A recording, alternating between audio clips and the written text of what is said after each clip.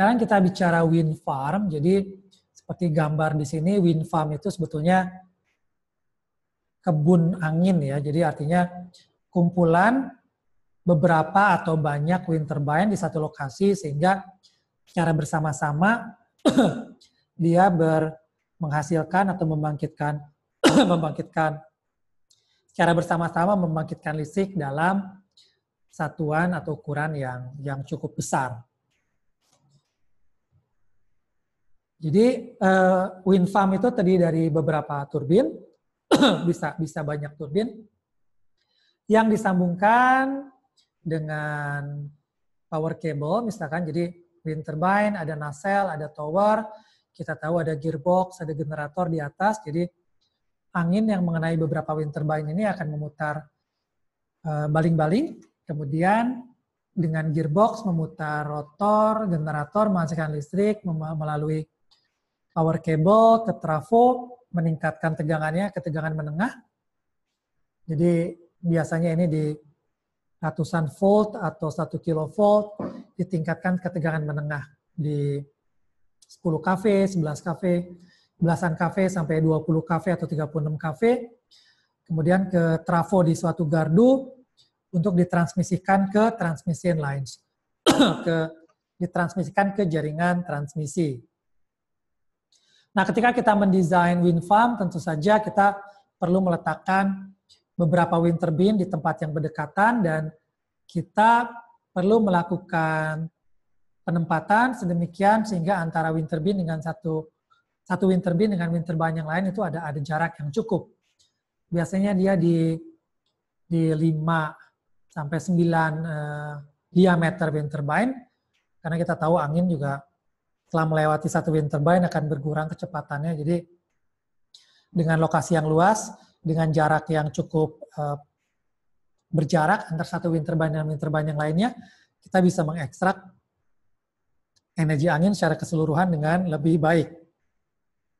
Nah, di situ kemudian yang menjadi tantangan buat power system engineer untuk mendesain bentuk wind turbine-nya akan disusun seperti apa.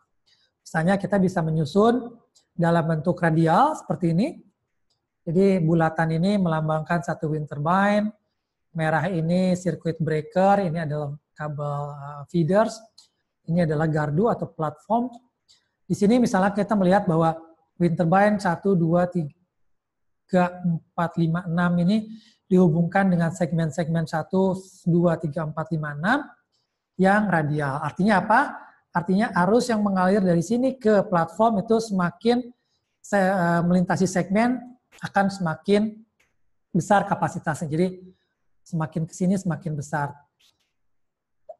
Tapi di sisi lain kita tidak perlu mendesain keseluruhan kabel ini dalam ukuran yang sama besar sebagaimana misalnya kalau kita menghubungkan 1 dengan 7 ini. Tapi di sisi lain tentu saja di sini keandalannya juga berkurang karena ketika segmen 3 terputus misalnya 1, 2, 3 kita kehilangan pembangkitan. Sementara kalau ada sambungan di belakang, ketika segmen 3 terputus, 1, 2, 3 tetap bisa mengalir melalui saluran di sini. Jadi desain ini perlu dipertimbangkan antara biaya yang dikeluarkan untuk mendesain komponen, untuk kapasitas dari tiap-tiap komponen, dengan keandalan ketika ada gangguan di beberapa segmen atau beberapa komponen. Nah, ini biasanya bentuk dari wind turbine sendiri adalah generator, trafo, dan breaker. Bisa juga kita merancang bentuk lain, misalnya yang berbentuk bintang ya. Jadi ada satu platform wind turbine di mana wind turbine lain terhubung ke sini. Artinya segmen-segmen ini mungkin lebih kecil ratingnya karena cukup untuk mengalirkan arus dari satu wind turbine. Ini juga, tapi di sisi lain mungkin begitu ada satu gangguan di wind turbine yang ini semuanya akan terputus. Jadi ini kembali lagi ke studi kita bagaimana kita bisa merancang desain wind farm dari peletakan wind turbine terhadap pemilihan komponen, dimensi, rating, dan lain sebagainya. Sehingga pada prakteknya kita akan bisa memilih kita bisa memilih dari beberapa topologi yang ada. Jadi ada yang radial seperti ini, dengan kelebihan kekurangannya, misalnya kelebihannya dia lebih simple, ratingnya juga tidak perlu sama besar semua kabel, tapi reliabilitasnya mungkin tidak setinggi yang radial, di mana dia punya alternatif aliran daya dan bentuk-bentuk lain dengan kelebihan dan kekurangannya masing-masing. Nah, biasanya bentuk-bentuk ini mungkin untuk wind farm yang ada di darat agak sedikit terbatas aplikasinya, karena wind farm yang di darat mungkin juga tergantung dari kontur tempat wind farm itu dibangun ya, tempat wind turbine itu diletakkan. Tapi mungkin untuk offshore wind farm yang kita akan bahas di video berikutnya, ini bisa jadi pertimbangan yang sangat baik untuk dilakukan di awal, karena kita tahu di offshore itu lebih fleksibel untuk meletakkan instalasi ini. Tentu ada tantangannya, tapi dalam bentuk topologi dia bisa lebih fleksibel mengadopsi topologi yang ada. Nah, ketika kita bicara large wind farm, memang kita bicara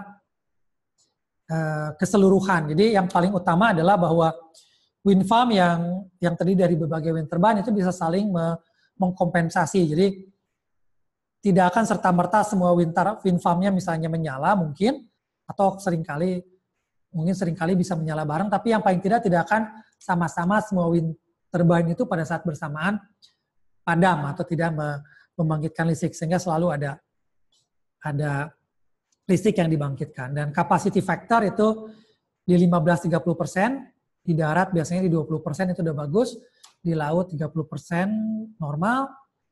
Dan tentu saja ketika kita bicara large wind farm, ya sebagian juga solar farm, kita membutuhkan space, kita membutuhkan ruang, dan membutuhkan dalam tanda kutip good location, lokasi yang bagus, yang artinya apa? Artinya lokasi yang memiliki angin yang kuat. Nah, biasanya kalau kita lihat lokasi-lokasi yang anginnya kuat dan dia punya space, itu memang biasanya bukan lokasi-lokasi yang dekat dengan sumber beban, lokasi yang jauh. Dan bagaimanapun, meskipun terdiri dari banyak wind turbine, tetap ada variasi dalam energi atau daya listrik, ya energi juga, daya listrik sih terutama yang dibangkitkan oleh wind farm ini. Nah, tadi kalau kita bicara lokasi-lokasi yang bagus untuk angin, yang anginnya besar, yang space-nya luas untuk wind farm, memang lokasinya itu tidak dekat dengan sumber beban. Jadi biasanya di dunia ini, kayak di China, itu di utara dekat Mongolia memang anginnya kuat, tapi sumber beban kebanyakan di pantai timur ya. Atau kalau di Eropa, banyak sumber angin yang bagus itu di laut utara, dan bebannya tentu saja ada di darat. Di Amerika juga sama, ini di gurun pantai, mendekati pantai barat ya, dan bebannya juga cukup berjarak dari pusat angin. Nah, ini memberikan tantangan tersendiri yang biasanya ketika kita membangkitkan listrik dari tenaga angin dengan skala besar, ribuan megawatt, kita membutuhkan teknologi untuk menyalurkan dalam ukuran ratus ribu kilometer, ukuran ribuan megawatt. Dan ini membutuhkan teknologi tersendiri yang diantaranya misalnya teknologi HVDC ya, High Voltage DC, di mana dia untuk daya besar dan jarak jauh bisa lebih efisien dibandingkan high voltage AC atau arus bolak-balik sistem. Nah, ini tantangan untuk large wind farm. Nah, kemudian juga semakin banyaknya wind turbine. Mungkin di awal ketika kita cuma punya 1-2 wind turbine, kita bisa koneksikan wind turbine kita di mana saja dalam sistem, dan sistem juga tidak terlalu merasakan itu. Tapi sekarang dengan semakin banyak megawatt, bahkan gigawatt wind turbine yang terkoneksi ke sistem, maka diperlukan apa yang namanya grid compliance atau grid code, di mana operator perlu menentukan aturan-aturan yang perlu dicapai atau dipenuhi oleh pengusaha atau operator wind farm yang ingin mengkoneksikan pembangkit listrik tenaga anginnya ke jaringan yang ada, mengikuti grid code, grid compliance ini, sehingga tidak terjadi dampak-dampak negatif yang tidak diinginkan terhadap sistem. Nah, gimana caranya? Tentu saja ini perlu melakukan studi, kita perlu melakukan pemodelan yang baik, simulasi yang baik, pemodelan sistem, maupun pemodelan wind turbine.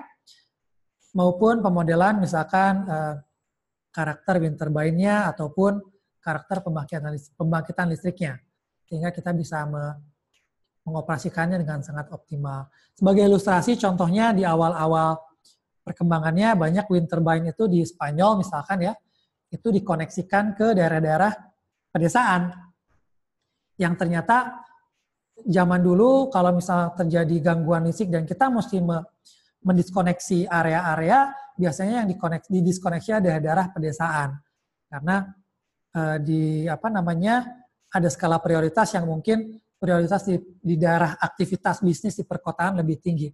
Tapi dengan adanya banyak wind turbine dihubungkan di pedesaan, ketika kita misalkan mendiskoneksi desa-desa ini, yang terjadi sebetulnya kita menghilangkan energi listrik yang terhubung ke sistem.